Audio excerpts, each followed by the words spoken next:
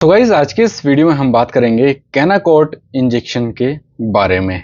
ये दोस्तों award pharma की तरफ से आने वाला एक एथिकल इंजेक्शन होता है जिसकी कीमत अप्रोक्सीमेटली 100 प्लस ही होता है।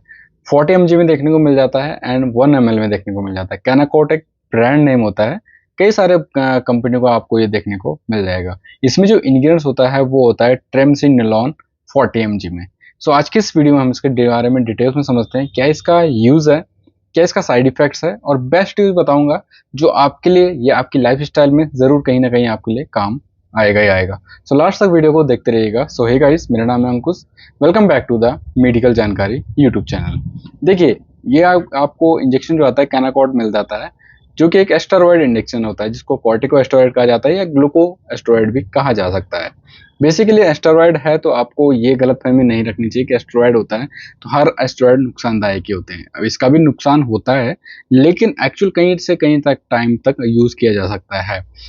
इसका जो मोड ऑफ एक्शन होता है बेसिकली ये उन केमिकल्स को ब्लॉक कर देता है जिसकी वजह से सूजन आ रही है या फिर कहीं पर दर्द हो रहा है, या फिर जो इम्यूनिटी सिस्टम होता है जो उन पदार्थों को रिलीज कर देता है जो हमारे इम्यूनिटी सिस्टम को दबा रहा है, ये इम्यूनिटी सिस्टम को खत्म कर रहा है, तो उनको खत्म कर देता है जिसकी वजह से इम्यूनिटी बूस्ट अप होने शुरू हो जाता है एंड साथ ही साथ बॉडी में स्वेलिंग को कम करने में भी उपयोगी साबित होता है। अब इसको यूज किया जाता है वो आईएम के तौर पर दिया जा सकता है, इंट्रा मस्कुलर दिया जाता है एंड इंट्रा आर्टिकुलर दिया जाता है। अब इंट्रा आर्टिकुलर का क्या मतलब होता है? ज्वाइंट के बीच में, लाइक जैसे कि कई बार कहते हैं ना कि ज्वाइंट में बहुत ज्यादा दर्द हो रहा है या ग्रेसिंग खत्म हो रही है, तो उसमें ज्वाइंट के संधियों के बीच में इस इंजेक्शन को दिया जाता है, लाइक दिस टाइप इसको यूज किया जाता है। आईवी अभी तक इसको नहीं दिया जा सकता है। सो इस तरीके से इसको यूज किया जाता है। मुख्यतः यूजेस के बारे में देखें तो स्किन में हो रही एलर्जी के लिए आप इस इंजेक्शन का यूज कर सकते हैं।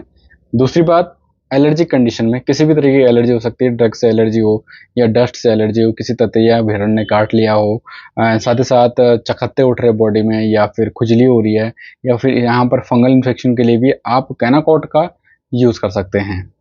अगले यूज आता है इसका रोमेटाइड डिसऑर्डर के लिए, जैसे गठिया जिसको आप कहते हो, गठिया रोग कहते हैं, गाउट रोग जिसको कहते हैं, जिसमें घुटनों में दर्द होना शुरू हो जाता है या रेडनेस आनी शुरू हो जाती है या फिर कट कट की आवाज आनी शुरू हो जाती है, तो उसमें यूज किया जा सकता है।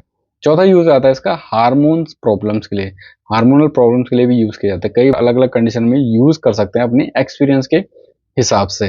अब नेक्स्ट यूज आता है इसका एलोपेशिया बारबी में। एलोपेशिया बारबी क्या होता है? इस टाइप जो अपनी दाढ़ी के बाल जो होते हैं, चकत्ते जो होते हैं, निकलने शुरू हो जाते हैं। कई सारे स्किन स्पेशलिस्ट डॉक्टर जो होते हैं वहीं पर इंजेक्ट कराते हैं, लेकिन कई बार इसको आईएम के तौर पर यूज कर सकते हैं, यानी हम बर्ड्स में दे सकते हो, हाथ में दे सकते हो, कहीं पर भी लगा सकते हैं, तो कोई इशू नहीं आता। 1 ml का होता है 40 mg, तो इजिली यहाँ पर भी चल जाता है। इंट्रामस्कुलर कहीं पर भी वो लगा सकते हैं।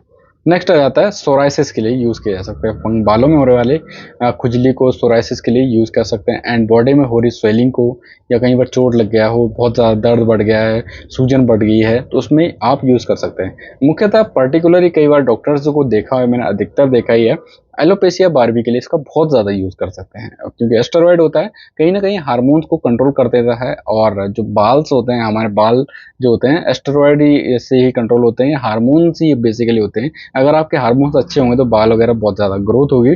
अन्य अगर बाल वगैरह अगर यहाँ से हट रहा है, दाढ़िया हट रहा है, तो एक प्रकार का बैक्टीरिया होता है या कहीं तो पैरासाइट होता है जो दाढ़ी में आपका लग जाता है, तो ये एस्टेरॉयड जो होता है उस इन्फेक्शन को या उस पैरासाइट को हटाने में मदद करता है। तो इस तरीके से इसको यूज़ किया जा सकता है और ये है इसके बेस्ट यूज़। लेकिन इसके साइड इफेक्ट्स भी बहुत ज़्यादा खतरनाक होते हैं लंबे समय तक यूज़ करने से।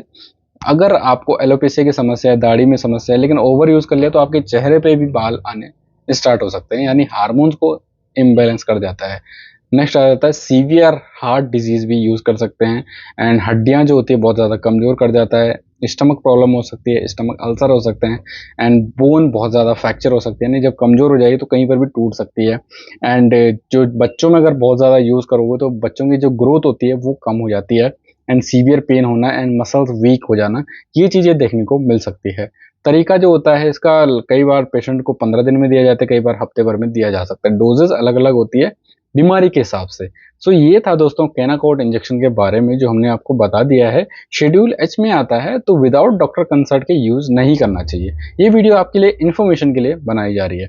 उम्मीद करूंगा आज का वीडियो आपको पसंद आएगा। वीडियो अच्छा लगा तो लाइक जरूर करें, ज़्यादा लोगों को वीडियो को शेयर जरूर करें। इंस्टाग्राम हैंडल है तो भाई जरूर फॉलो कर लीजिएगा। मिलते हैं अपने नेक्स्ट वीडियो के साथ। जय हिंद, जय भारत।